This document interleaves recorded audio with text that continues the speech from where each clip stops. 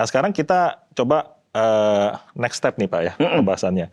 Yaitu tentang pengaruh emosi di dalam kehidupan rumah tangga. Nah, coba kita satu-satu kupas satu-satu ya Boleh, Pak ya. boleh. Iya, apa yang mau dikupas nih Pak Bun? Silakan. Ayo. Kita ngomong dulu dalam hal keuangan Pak. Oke. Nah, gimana Pak kalau hal keuangan nih? Oke, kita coba perhatikan. Seseorang yang tidak matang secara emosi dalam hal keuangan, berarti dengan memasukkan tadi beberapa hal tadi, misalnya impulsif saja, bisa kita ambil contoh ya. Impulsif, oke. Atau dependent. Nah, kalau dia udah impulsif, dia dependent, wah ini berat. Saya coba membayangkannya udah pusing. Berarti dalam hal keuangan apa? Dia begitu melihat sesuatu yang dia inginkan, ya, berarti dia impulsif Pak. Dia bisa mengeksekusi kan. Jadi dia tidak ada suatu kematangan untuk misalnya bertanya kepada seseorang atau siapa. Juga dia tidak self reflection ataupun tidak bertanya kepada Tuhan, apakah barang ini harus saya beli atau tidak? Ya. Nah, kalau dia tidak matang secara tadi keuangan kan? Keuangan. Tidak matang secara emosi, dia sangat dirayu. Dan itu kan marketing zaman sekarang kan begitu hebat ya. Begitu hebat kan? Jadi begitu kita nonton ya, ada 4 huruf itu SALE. Waduh, kita tuh langsung ingin eksekusi. Tapi begitu barangnya udah tiba, nanti suami pulang, kenapa beli ini? Lagi murah. Emang kita butuh? Enggak. Itu jawaban klasik ya Pak kayaknya. Iya, lagi murah. Emang butuh? Enggak. Kenapa beli? Lagi murah. Lagi murah. Kalau besok naik gimana? Tapi kan kita nggak butuh, nggak apa-apa. Gudang masih banyak. Wah, ini kan nanti sumber konflik. Iya. Kalau keuangan itu ada dan kuat, mungkin saya berkata nggak apa. Tapi tetap isunya sebenarnya bukan di keuangan. Isunya adalah kita ini orang sudah menikah. Artinya kalau sudah menikah, segala sesuatu itu harus didiskusikan. Iya. Anda tidak boleh secara impulsif mengeksekusi apapun tanpa pasangan Anda tahu. Iya. Anda harus permisi. Termasuk, ini saya katakan, saya sebagai suami, hidup saya dari pemberitaan firman Tuhan, kayaknya sama Tuhan. Berarti saya mengerti, saya sumber keuangan bagi keluarga. Tapi kalau saya mau beli sesuatu, saya nanya istri dulu. Betul Pak? Iya. Itu ada bagian daripada sesuatu yang kita harus latih. Karena saya udah bukan single lagi. Betul. Kalau mau eksekusi semua sendirian, silahkan jangan menikah. Iya single kan begitu. Iya. Kalau kita single kan, ya suka-suka kita Pak. Iya. Tidak ada yang dirugikan. Betul. Tapi kali ini kita sudah menikah. Dan seringkali pasangan kalau tidak dilibatkan, dia lama-lama bisa merasa rendah diri gitu. Merasa dikucilkan. Low self esteem ya. Betul. Jadi pelan-pelan dia merasa tidak ada artinya. Toh pasanganku tanpa aku juga bisa. Iya. Pasanganku tanpa aku juga bisa mengeksekusi segala sesuatu. Nah ini yang kita ingin hindari. Iya. Nah terutama dalam hal keuangan, saya menemukan cukup banyak masalah muncul dari situ Pak. Nah di sini juga berlaku para pasutri yang dikasihi Tuhan di rumah, Anda harus telanjang, ya pendapatan itu dari mana saja. Ya. Lalu kalau Anda mau kasih, katakanlah ke orang tua, ke saudara, pasangan harus tahu dong. Iya.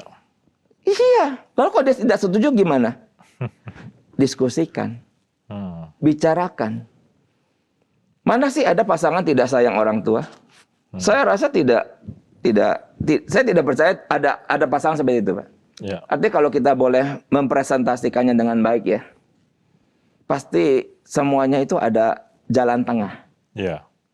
Nah, jadi kalau tidak matang secara emosi, itu tadi satu contoh orang-orang yang dia mengeksekusi apapun itu secara spontaneous gitu. Kalau dia limpah, mungkin masih nggak ada masalah. Tapi kalau dia ternyata tutup itu pakai kartu kredit, oh itu kan berat sekali. Jatuh kepada financial crisis ya. Betul. Nah, terlebih masalahnya tentu pasti bukan hanya di situ saja, tetapi di soal keterbukaan dengan pasangan. Itu contoh Pak yang tadi ekonomi misalnya. Lalu kalau ada problem nggak Pak kalau misalnya dalam mengekspresikan cinta? Nah, jadi kita mengekspresikan emosi tadi kan keuangan. Sekarang gimana kalau misalnya orang-orang yang tidak matang ini secara emosi dalam mengekspresikan cinta mereka? Nah, kalau dia tidak matang secara emosi, kita coba bayangkan ya. Berarti ada kekayaan emosi yang positif, ada yang negatif, ada rasa nyaman, ada rasa fit, ada kontrol. Lalu dia tidak matang. Itu kira-kira dalam mengekspresikan cinta itu gimana? Kemungkinan dia tidak bisa ekspresikan. Kemungkinan kita bisa bayangkan orangnya itu kalau istrinya nih ya, kalau istrinya ulang tahun pun dia diam aja. Sampai malam istrinya pikir gitu, sampai dia tanya, husband, hari ini hari apa? Selasa. Dia gitu. Emang ada apa? Loh, ini hari apa? Hari apa ya? Hari diskon gitu? Ya ampun, hari ini hari apa? Itu suami calon tidur di sofa, Pak.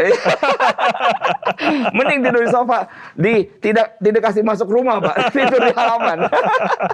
Nah, jadi dia tidak bisa menghargai bahwa adanya emosi positif dalam diri seseorang saat orang itu ulang tahun. Ulang tahun itu kan setahun cuma sekali. Iya. Berarti di hari itu ada emosi positif, ada perasaan positif yang bisa ditimbulkan. Nah, kalau orang matang, dia tahu ini hari spesial. Pakai telur. Nah, ya udah dong, pergi dong cari hadiah. Susah banget sih. Harinya kan bisa online, betul kan? Iya. Nah, kalau dalam keluarga kami, Pak, memang memberi hadiah itu kadang suka ada suatu kebingungan. Kalau anak sih mintanya duit aja, duit. Udah pinter ya mereka. Iya. Tapi kami tidak pernah melupakan perayaan, Pak. Ya. Jadi saat itu adalah bebek panggang, ya. Adalah itu kue ulang tahun. Lalu di hari siang itu ya Pak, kita kumpul bersama merayakan, ada nyanyi Happy Birthday to you gitu toh. Lalu ada doa. Kenapa? Bagi saya pribadi, cinta bisa dirasakan di situ. Ya, setuju. Nah, kalau itu nggak ada gimana? Ya udah, hari ulang tahun ya, wedding anniversary ya, semua persis hari yang biasa. Flat aja Pak, flat. Flat saja. Tidak ada lagi apa yang disebut sebagai festif, perayaan ya. Ya. Padahal Tuhan berikan hari-hari itu kan untuk kita bisa gathering, kumpul. Ya. Nah, kalau dia tidak matang emosi, berarti apa? Berarti dia tidak merasakan ada meaning. Meaning artinya dia tidak merasakan ada arti. Katakanlah dia orang dirayakan. Dia kan merasa begini. Ngapain sih ini? Buang uang. Wah. Nggak perlu. Ya, aku sampai hari ini juga nggak pernah kok. Apa itu beli kado? Kamu beli kado juga, saya nggak pakai kado. Ada gitu. Ada yang dikasih hadiah. Gak usah, nggak perlu, nggak usah. Kenapa? Karena dia pikir repot. Kalau aku dikasih nanti, kalau dia ulang tahun, aku mesti ngingetin. Aku mesti juga nanti cari hadiah. Aduh, ini bikin repot saja ya. Nah, tapi ada pikiran-pikiran seperti itu. Ya, pada orang Kristen juga ada, Pak, seperti itu.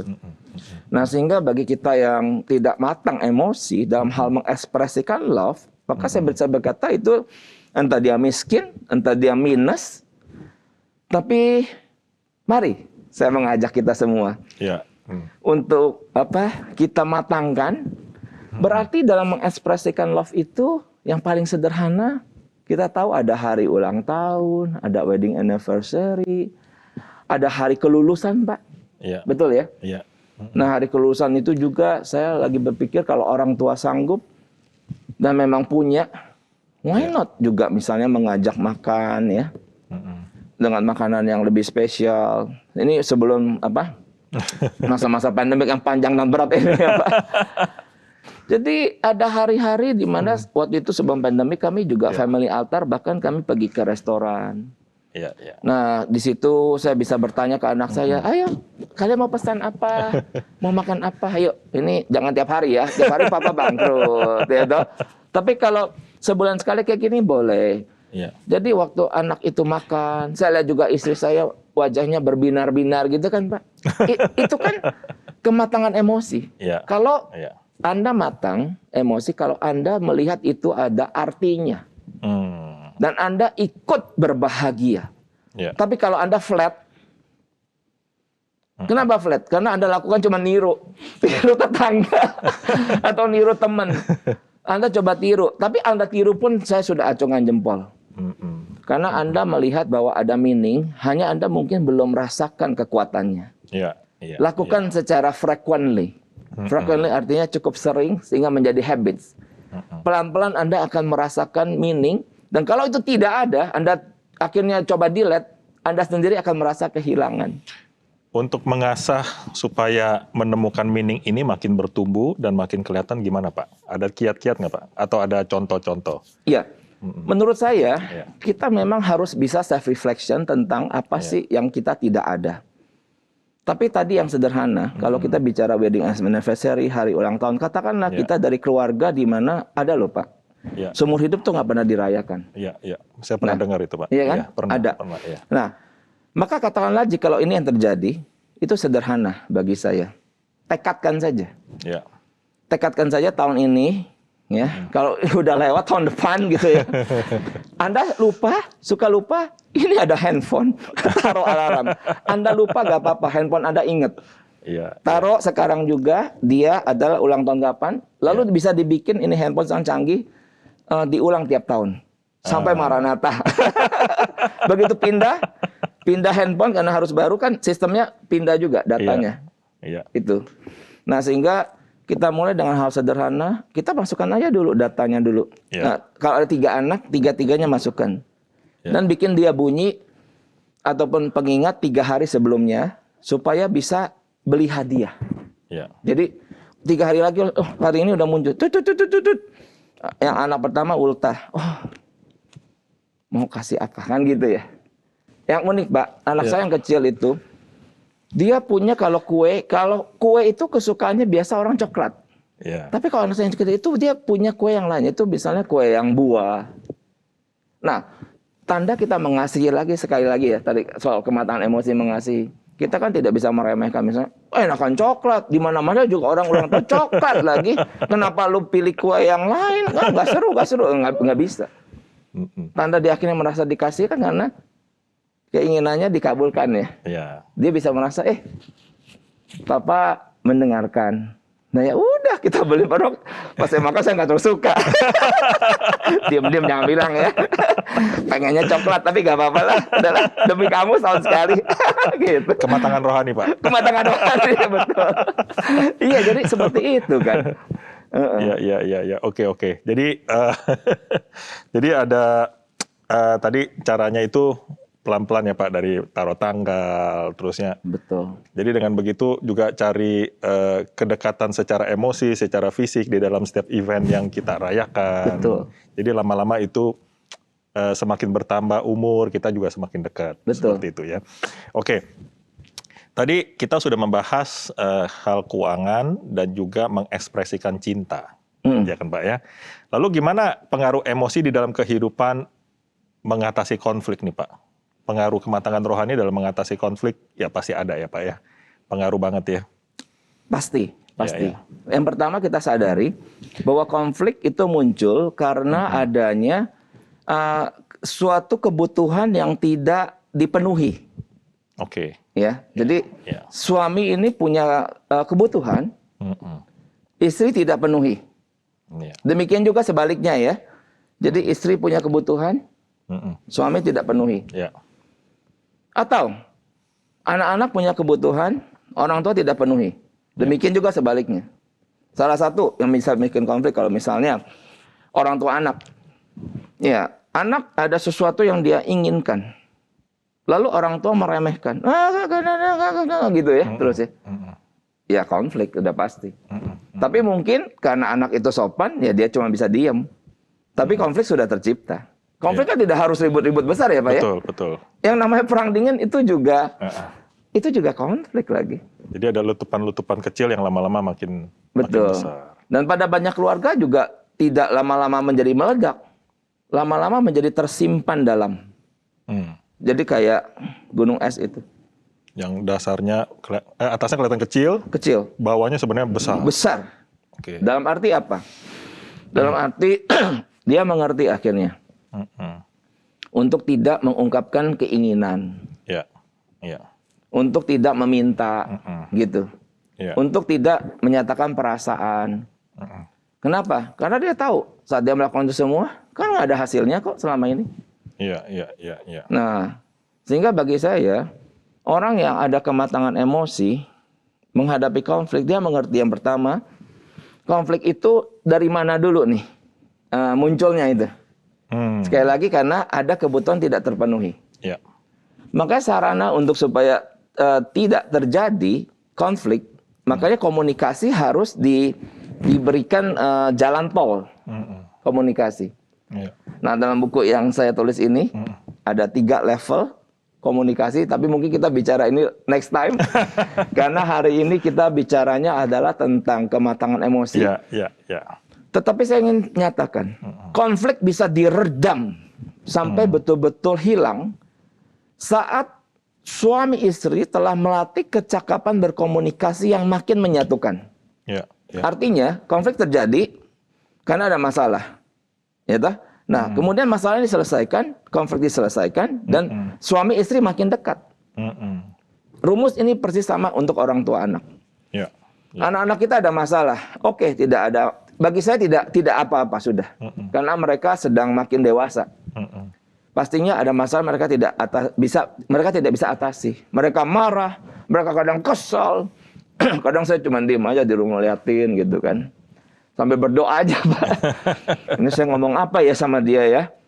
Juga karena saya sedang belajar melatih kematangan emosi juga, saya tidak langsung ngomong tidak.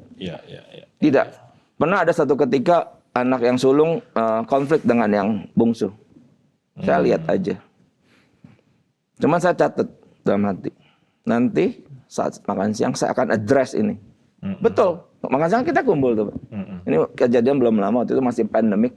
Jadi kita ini di lockdown di rumah terus. Nah, pas makan siang, seperti skenario dalam bayangan saya udah tahu, ini udah ngumpul. Maka saya menegur dulu yang kecil, di depan kakaknya. Jadi kakaknya bisa lihat. Papa tegur dulu nih yang kecil ya. Nah, setelah saya tegur yang kecil, baru saya tegur yang besar. Karena konfliknya dua-duanya sama. Iya kan? Tidak ada hanya satu, karena seringkali itu kan suatu aksi dan reaksi, respon terhadap sesuatu gitu. Nah, setelah itu saya minta, oke, kalian udah tahu ya, boleh nggak Papa minta, jangan lakukan lagi, please jangan lakukan lagi, ya. JJ, kamu jangan ya, tanya. Kamu Jojo, ya yang bungsu Jojo, yang sulung JJ. Yang tengah, Pak? Lin. Iya, namanya Joylin. Tapi panggilannya Lin. Jangan lakukan. Nah, jadi solve. Itu solve. Nah, seperti gitu, Pak. Lalu kalau memandang realita dunia? Nah, memandang realita dunia, maka orang tidak matang secara emosi karena dia itu self-centered, dia egois, dia rather than getting than giving, maka cara pandang dia selalu hanya 1 atau 2 poin yang menurut dia benar. Tetapi kalau orang yang matang emosi, dia ngerti, saya punya 1 dan 2 poin dan kemungkinan itu betul, Pak. Karena orang yang sehat harus bisa menemukan kebenaran, kan? Betul. Tapi dia ngerti, pandangan ini belum sempurna, sehingga kalau dia matang emosi, dia akan cari beberapa orang untuk mendapatkan advice, sehingga dari 1 poin akhirnya menjadi kaya, menjadi 5 poin, menjadi 6 poin, menjadi 10 poin. Sehingga dengan pertimbangan banyak orang lah, maka sebuah rencana itu bisa berhasil. Ini orang matang emosi rata-rata berhasil. Tapi kalau dia tidak matang emosi, dia buru-buru, Pak. Jadi memandang realita dunia itu sempit. Hanya saya yang benar. Kamu salah. Ayo kita berdebat. Kamu pasti salah. Nah, begitu. Padahal kalau kita berdebat, tujuannya kan mencari objective truth. Betul. Dan dalam objective truth, suatu kebenaran yang berlaku umum, kita mengerti. Itu ada 4 sisi katakanlah ya. Dan bukan hanya 4 sisi, tapi ada atas, ada bawah. Mungkin kita hanya melihat 1 sisi. Pak Bun melihat sisi sini itu. Ayo mari kita cari orang yang lain, Pak Bun. Betul tidak? Kalau kita berdebat gitu. Siapa tahu dia bisa melihat sisi di sini ya. Lalu atas bawah kita tidak lihat. Begitu ketemu orang lebih senior, baru kita ngeh. Kalau kita brother nih, Bun, ternyata kita masih junior ya. Terus kita ngakak, kita ketawa. Padahal tadi kita ribut kayak orang gila. Saya melihat bahwa memandang realita dunia, orang yang tidak matang emosi itu, dia memandangnya very judgmental, very subjective, only on his side, betul. Dan tidak bisa melihat in other shoe ya, ada istilah ya. Kita harus pakai sepatu orang itu dong. Betul. Karena kan yang dia alami, kamu belum alami. Apa kamu telah mengalami yang dialami? Mana aku tahu kan begitu. Nah, sehingga saya lihat orang yang matang emosi itu, dia bisa melihat dari helikopter view ya Pak ya. Melihat dari atas, lihat ke bawah. Oh, I see. Now I understand why you react like this, gitu.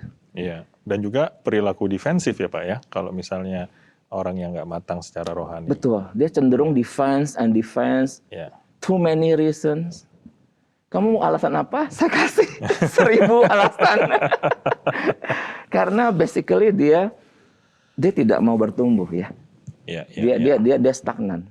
Oke. Gitu. Oke. Nah, tadi saya rasa sudah cukup baik penjelasan dari Pak Chang ya tentang kematangan emosi. Ya. Tadi di awal Pak Chang itu sempat sebut ada satu istilah kematangan rohani. Nah, kita sedikit mengulas di sisi sana, Pak. Iya. Nah, jadi sebenarnya kematangan di antara kematangan rohani dan emosi ini, kematangan rohani dan kematangan emosi, sebenarnya bagaimana supaya ini bisa seimbang? Oke. Saya percaya bahwa kita anak-anak Tuhan, kita belajar hidup di bawah kebenaran firman Tuhan. Yeah. Karena secara karnal, our flesh and blood ini, kita tidak suka kebenaran itu. Yeah. Karena dalam kebenaran ini yang Tuhan nyatakan itu ada tuntutan. Yeah. Tapi kita kalau lakukan, saya selalu tahu. Ini udah ikut Tuhan Yesus 30 tahun, jadi saya selalu tahu. Di dalam tuntutan, ada suatu ujung, di mana ujungnya itu adalah Tuhan ingin kita menjadi lebih baik. Setelah kita melakukan tuntutan itu. Nah, kalau kita tidak lakukan gimana? Ya, stagnan. Nah, sehingga saya melihat ini sangat berhubungan antara kematangan rohani dan emosi. Nah, hanya ada ordonya ya, saya lihat ada urutannya ya. Jadi, kematangan rohani itu hanya bisa didapat di dalam intimacy with God. Nah, artinya kita harus punya suatu kebiasaan, dan kebiasaan itu kita harus enjoy, harus nikmati. Karena kekristenan itu bukan tentang hukum, bukan tentang aturan saja, ya. Tapi bagi saya kekristenan itu ada suatu relasi, suatu hubungan cinta kasih antara Anda dengan Tuhan, antara saya dengan Tuhan, antara Pak Bun dengan Tuhan, betul ya Pak? Yaitu bersifat privat. Nah, artinya kematangan rohani sekali lagi adalah suatu respon kita kepada Tuhan saat Tuhan menginginkan ataupun menyatakan sesuatu kepada kita. Nah, kalau kita banyak menolak, kita banyak tidak setuju, banyak kita say no, and no, and no, and no, artinya kita tidak teachable. Nah, orang yang matang rohani, salah satu tandanya dia punya teachable spirit. Jadi dia bisa diajar, gitu. Dia bisa diajar. Nah, orang yang punya kematangan emosi, dia juga mudah diajar. Nah, lalu orang yang matang secara rohani, dia juga meninggalkan sifat childlike dependency. Artinya kalau childlike dependency itu kan selalu menuntut orang lain melakukan bagi dia saja. Itu anak-anak. Nah, sedangkan orang yang matang secara rohani, dia mengerti bahwa dalam perkembangan relasinya dia dengan Tuhan makin dekat, kan bukan hanya keselamatan yang kita terima begitu saja ya. Saya percaya hal itu. Tapi pastinya ada tanggung jawab yang Tuhan ingin kita lakukan. Nah, juga di dalam kematangan rohani dan kematangan emosi ini masih ada satu paralelnya, yaitu bisa membedakan yang benar dan yang salah, yang baik dan yang jahat. Nah, di dalam hal ini maka di tengahnya itu jadi ada kematangan rohani, di sini kematangan emosi. Nah, di sini ini kematangan daripada saya lihat adalah intelektual atau rasio. Sehingga firman memimpin rasio memimpin emosi, dan akhirnya ketiganya ini melihat kehendak yang utuh, yang disupport oleh kematangan ini kan. Dan kita tahu jikalau ini kehendak muncul berupa decision, berupa keputusan, kita tahu mungkin ini keputusan berat, tetapi dalam jangka panjang ini adalah yang Tuhan mau, karena mendatangkan kebaikan. Bukan sebuah keputusan yang mudah, hanya lahir dari ketidakmatangan emosi. Orang kalau tidak matang emosi kan gitu, Pak. Oh, begitu ya? Ya udah. Membalik badan. Itu juga udah sebuah keputusan. Ya. Oh ya sudah kalau gitu. Jadi impulsif, cepat. Secara pendek Anda untung. Saya kasih tahu. Para pemirsa ya, Pak Sutri.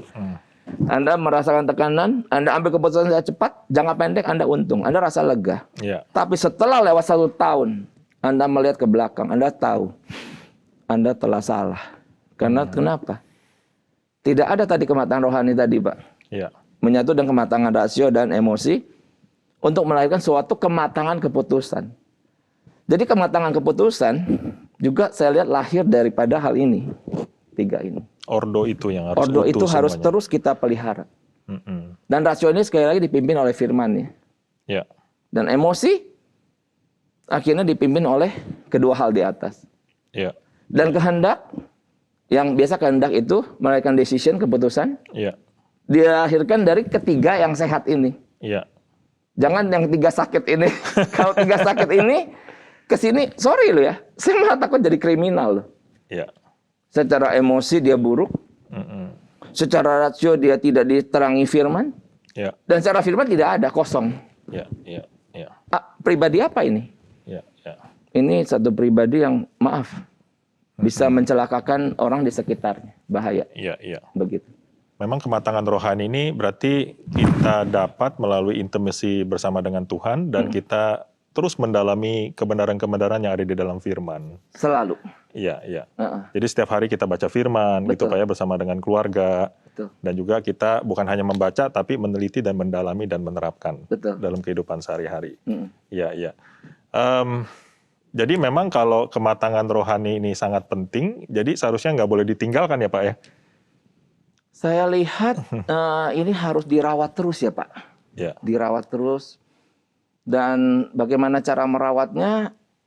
Puji Tuhan, kalau hari ini kita sudah punya istri, Anda istri sudah punya suami, rawatlah bersama.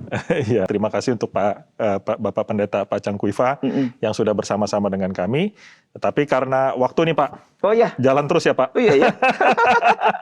Sudah 1 jam lebih. Sudah 1 jam lebih ya. Baik Sobat Pak Sutri sekalian, oleh sebab perbincangan kita dibatasi oleh waktu, maka perbincangan hari ini perlu kita selesai saat ini. Jadi sebelum selesai, apakah Pak Chang Kuifa boleh memberikan kata-kata dorongan kepada Pak Sutri kita Pak, seputar kita punya perbincangan? Kita harus jujur ya, sahabat Pak Sutri, jujur dengan emosi. Apa sih yang sehari-hari mengendalikan kita? Apakah beberapa hari terakhir ini Anda merasa perasaan emosi negatif itu yang lebih banyak menguasai?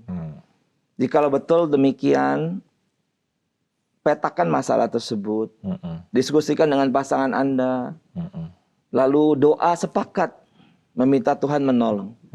Lalu jikalau Anda amati, setelah berdoa, ternyata juga masih ada sarana yang lain yang Tuhan sediakan bagi kita. Itu counseling. Nah, itu kata penutup saya. Kiranya Tuhan memberkati setiap kita. Amin, amin. Baik, jika Anda ingin mengikuti topik-topik Family Corner, maka saudara dapat browsing ke YouTube channel GKI Mangga Besar atau ke website kami, yaitu www.berkathidup.net dan www.gkimangabesar.com. Kemudian kami juga menantikan kehadiran Sobat Pak Sutri di komunitas Pak Sutri kami. Kita bisa saling mengenal, bertumbuh, dan saling berbagi cerita di dalam kasih Tuhan. Untuk mendapatkan info lebih lanjut tentang komunitas Pak Sutri kami, Sobat Pak Sutri bisa menghubungi nomor telepon gereja di 639-9585 di hari Selasa sampai hari Sabtu. Atau Anda bisa follow di Instagram kami di YCF_GKYMabes untuk mengikuti kegiatan-kegiatan seputar Pak Sutri kami. Tetap terkoneksi dengan kami di Pak Sutri GKI Mangga Besar dan mari kita bertumbuh bersama di dalam Kristus. Jadi Pak, untuk penutup, mohon Pak Chang untuk menutup kita di dalam doa. Oke. Mari kita berdoa ya. Ya, mari. Maha besar Tuhan, Allah Bapa yang baik yang bertata dalam kerajaan surga, Engkau Allah sumber segala kebaikan yang ingin menyatakan kebaikan demi kebaikan kepada setiap kami. Amin, Yesus. Apa yang kami sudah dengar, kiranya boleh menjadi satu benih yang subur. Ya, Yesus. Dalam hati setiap kami yang terbuka kepada Tuhan. Disinilah kami ya Tuhan, membutuhkan pertolongan Tuhan. Jadikanlah keluarga kami menjadi keluarga yang menjadi teladan, nama yang harum, memuliakan nama Tuhan. Amin. Dan setiap anggota keluarga itu semuanya merasakan kebahagiaan, merasakan keharmonisan, dan boleh merasakan bagaimana ada perkenanan Allah. Tuhan, Engkau menghadapkan wajah kepada keluarga kami. Yesus. Kenapa Engkau menghadapkan wajah kepada keluarga kami? Karena kami tahu kami tidak berdaya dan kami memohon pertolongan Tuhan setiap hari. Terima kasih Tuhan, Engkau mau memandang keluarga kami yang sederhana ini. Terima kasih Bapa. Dalam nama Tuhan Yesus Kristus kami serahkan doa ini. Amin. Amin. Salam keluarga bertumbuh.